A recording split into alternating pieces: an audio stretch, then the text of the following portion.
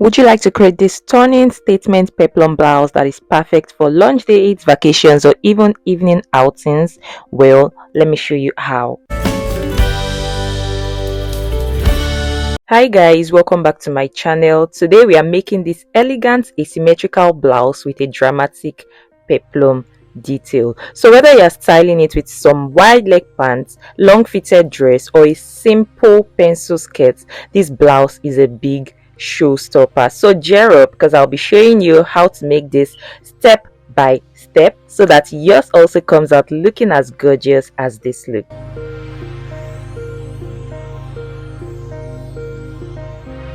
So guys, for today's design, it consists of an upper bustier bodice and a lower peplum, a lower asymmetric peplum. So I'll be using a mix of these two designs. For the first design, I'm only working on the peplum, the lower peplum part, and for the other design, I'll be using the bustier part of that second one. I'll be attaching it to the peplum. So I hope you got the drift. Now to achieve all of that, the key pattern pieces we need are the bodice pattern. So this is my front bodice pattern and this is my back bodice pattern. So I'll be manipulating and adapting this to get my upper bustier, the upper bustier part of the blouse. Then we'll work on the peplum after this. Guys, just in case you're wondering why I already have this drafted, I don't teach how to draft basic patterns on my YouTube channel. I teach it in the paid class, and if you are interested in that, you can always check out my Instagram, like send me a DM on Instagram, or check out my website linked above your screen. Now I'll keep the back pattern aside so we can work on the front pattern. And now the front bustier pattern and the bustier pattern in itself is easy because you already have your basic bodice pattern drafted. So I just have to do some minor adaptations and manipulations just to get my bustier shape, like a fitted and accurate bustier shape. And to do that, now the first thing I'm going to do, the neckline I'm using is a straight across neckline. That is a straight neckline. So from my armhole level here, I'm going to go up by 3 inches because that is how high I want my neckline to be. Now I'm just going to draw, this is it here. Now I'm just going to draw a straight line, just a short one, and that's that. So now I'm just going to use the curved part of my French curve, then I'll be connecting this back to my armhole level, and there you have it. This is my neckline completed. Now the dart intake I have here, I'll just measure what I have from here to the other dart leg here. So for me, I have about 1 inch from here.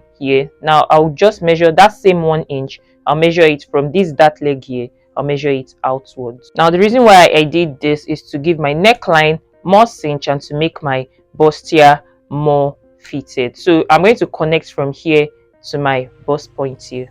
Now because I want to contour my under bust more, I'm going to measure my under bust measurement. So just measure from your shoulders down to where your under bust measurement is. My own under bust measurement is 14 inches. So I'll measure 14 inches from here down. So yeah, this is it right here. Now from each dart leg here, I'll come out by half inch here, and also here half inch, and these are the marks right here. Now I'll just use my French curve, the curved part, to just draw a curved line from this mark down to my bust point. So you can just blend it into this, and this is it. Now connect a straight line from here back to your waist and here also.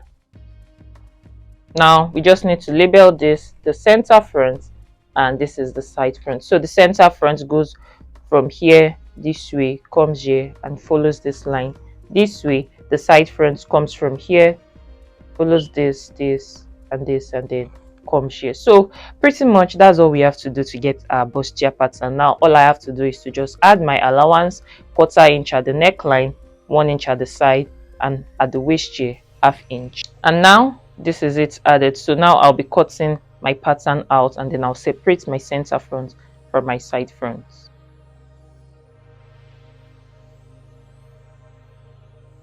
And this is my completed front pattern. Remember to mark these points so that when you are sewing, all of these notches have to match each other. They have to touch each other, so you have like a straight curved bustier pattern. So yeah, that's that. Now when you're cutting this on your fabric, remember to fold this borderline in. It was just there as a guideline for our pattern, and then you cut 2 pieces for your side front and 1 piece on fold for your center front. Now let's work on the back piece. Now for the back piece, I'm going to first measure in my neckline, and for me I want the neckline to be about 1 inch below my armhole level. So I'll just go down. This is my armhole level right here, so I'll just go down by 1 inch, and then I'm going to reconnect this back to my actual armhole here using my French curve. So just draw a curved line this way.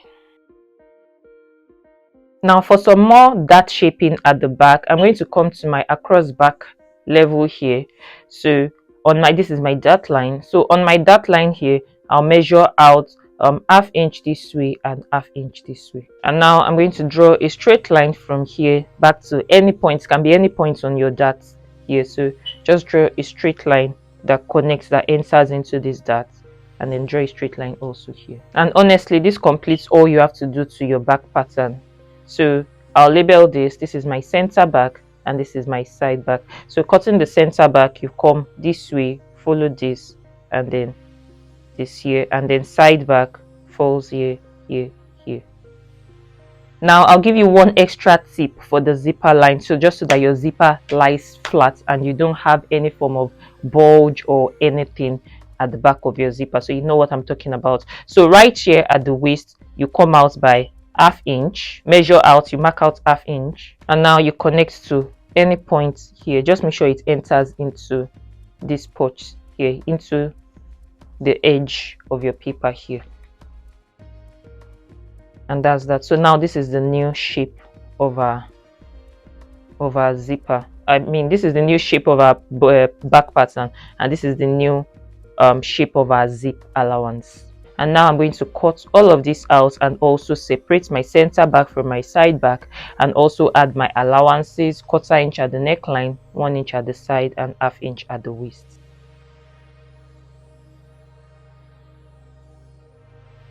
And these are all my patterns laid out: my center front, my side back, my center back, and this is the zip allowance for my center back. So yeah, for the side back you cut 2 pieces, and for the center back you also cut 2 pieces.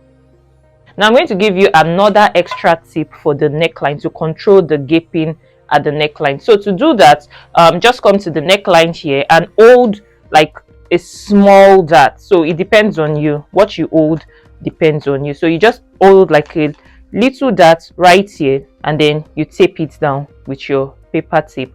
So you also do the same also for this, for the center front, for your back also, and all of that. So by the time you are done, but that is before you cut on your fabric. So by the time you cut on your fabric, your neckline will not gape. So that is the tip, that is what I do, and it works for me. So you can also try that, just to control the neckline gapes. And that's it. Now let's work on the lower peplum parts of the blouse. Now if you are a beginner and you want to learn this, you are in luck, because we are drafting this all the way from the scratch. And to draft the peplum part, the asymmetric peplum part, you need to get a fresh new piece of paper and draw in border lines. So I'm just going to draw like a 1 inch border line here, and also a 1 inch border line here. And now we are going to label it. So I'm going to label this part my side seam, and this part here I'll just label it my center front. And because I'll be using this pattern to cut both my front and my back, I can also cut it. I can also use this, I can also call this the center back, and it will serve as the zip allowance for the back. So yeah, that's that. Now for the asymmetric part, before we talk about the asymmetric part, we need to first draw in our waist circumference. Now to achieve that, you would need this formula. So your waist measurement, then you subtract 2 from it, and then you divide by 6. So why am I subtracting 2 from it? Is because we all know that a circle skirt has a curved waist. So by the time if you use your actual waist measurement and just divide by 6, then you measure straight on your pattern. It's possible, there's a probability that the waist measurements will be wider or bigger than your actual waist when you're done sewing. So to eliminate that and to achieve a firmer waist circumference, so you don't have to do any adjustments by the time you are sewing, so you just subtract by 2 to achieve that firmness. That is what works for me. If there's any other way that you do yours, you can just do that for yourself. Now my waist measurement is 28 inches, then I'll subtract by 2 and then I'll divide by 6, which is going to be 26 divided by 6, and that's going to give me 4.3 inches. So this is my waist circumference, and then I'll be measuring that on my pattern paper, and this is how I'll be marking in the 4.33. I'll come to this point here, and then I'll mark 4.3 this way, I'll mark it this way, and then I'll also mark it this way. So, and there you have it. Now I'm just going to connect all the points, and that's my waist circumference. Now let's talk about the asymmetrical hem. So for the side here, I want it to be about 14 inches from my waist, so I'll just measure 14 inches from here down, and this is it marked right here. Now I'm going to place my tape rule at the center here. Just make it, do it this way. So now this is the center of my waist circumference. So from this point here, I also mark it out a measurement, but that measurement now is going to be longer than what I marked here, so just to get our asymmetrical hem. And for that, I want it to be about 18 inches. So I'll just place my tape measure here and measure out 18 inches diagonally. So you can also make this longer if you want. You can do 20 inches or whatever. So for me, I'm just measuring 18 inches from here down. Now at the center front here, I'm going to come here and measure 12 inches. So just mark from your waist circumference down to 12 inches. Guys, I totally forgot about this, so I'm going to have to reroute myself. The peplum has pleats. It has some pleats on it, so now to achieve those pleats, I can't use my actual waist measurement. I have to add some inches to that waist measurement to make it bigger. So I have to make the waist bigger so I can pleat it back when I'm sewing. So my waist is 28 inches, so I'll just add about 28 plus 20, so I'll add 20 inches to that. It all depends on how much fabric you have. If you have plenty fabric, you can do more than 20 inches. So for me, that is like 28 plus 20, that's 48 inches. So that will now be the new waist measurements. I'll be using my formula. Remember the formula we talked about earlier. So in place of this 28, I'll just put 48 instead. So I hope you got the drift. So 48 minus 2, and then I'll divide by 6 and get the answer. So that gives me 7.7 inches. So I have to change this waist circumference. We're not using this anymore. So I have to now mark the 7.7 inches the way I marked this. So just measure 7.7 inches here, here, and here. And this is now my new waist circumference. So everything here is no longer needed. Now we just need to mark as normal. So here we measured the length of our hem, that's 14 inches here, and then at this point here we did 18 inches. So we need to remark all of those points. So 14 inches from here, 18 inches from here, and then 12 inches from here. And these are now our new marks. So now we need to connect. So we are not going to draw a curved line.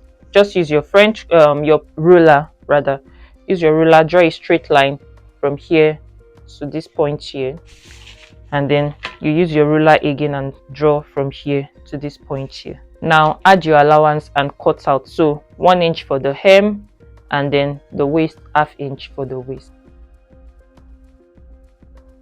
And this is it. So this completes it. So when you're cutting, when you want to cut this on your fabric, just because we're using this pattern, like I mentioned, to cut both the front and the back, so just fold this. When you're cutting the front, fold this center front part here, fold it in, and then you place your fabric, you place your pattern and cut this, unfold on your fabric.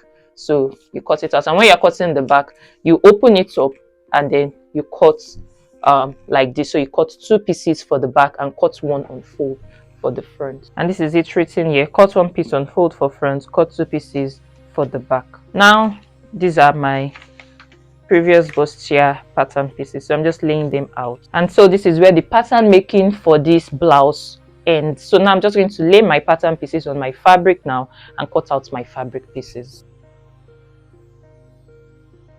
And these are the cut out fabric pieces, guys. The front, the back. So I also went ahead to iron on interfacing to this just to give it like more structure. Then you cut your lining also the same way. This is my peplum piece cut out. This is the one for the back. So I cut two pieces, you can see two pieces, and then this is the peplum piece for the front, and this one is on fold. You can see that it's on fold. So yeah, so I'll just sew this will go over this, and then I'll sew ½ inch from the bottom here all the way up, and then I'll do the same also for this. Then you do the same for the lining, do the same for the back piece, and then I'll do all of that, then I'll show you. So once I'm done attaching this to this, I'll use my lining to turn the neckline of the bustier. Then that'll be the next thing I'll be showing you.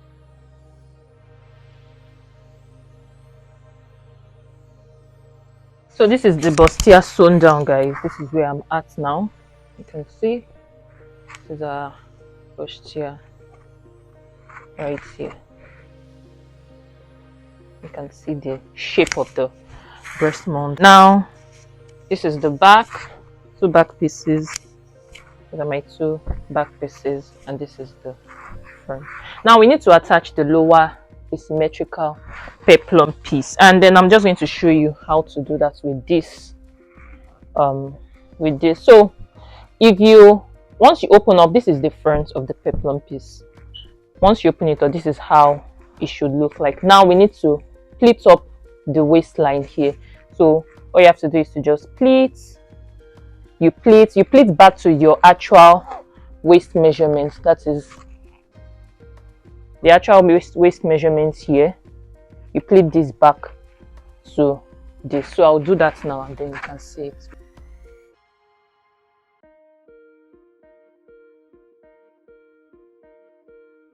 And this is it completely pleated up. So once you are done, you just attach it to the waistline. So this is not my actual peplum. I'm just using this to illustrate and show you how to pleat it. So this is mine.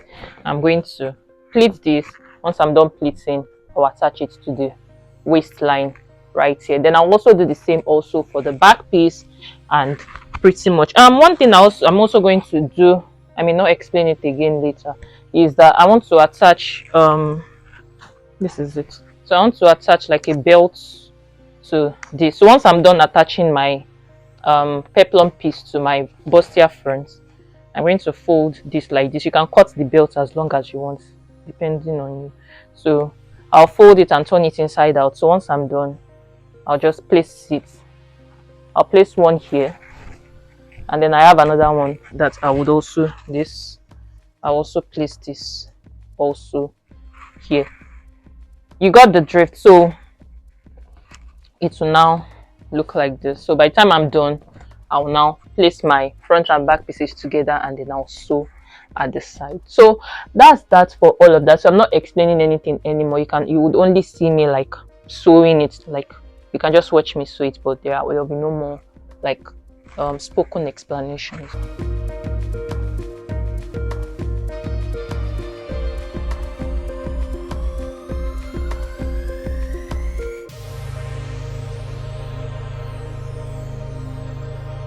And this completes it, guys. If you love this tutorial, don't forget to like, subscribe, and share your pictures with me on Instagram if you decide to recreate this.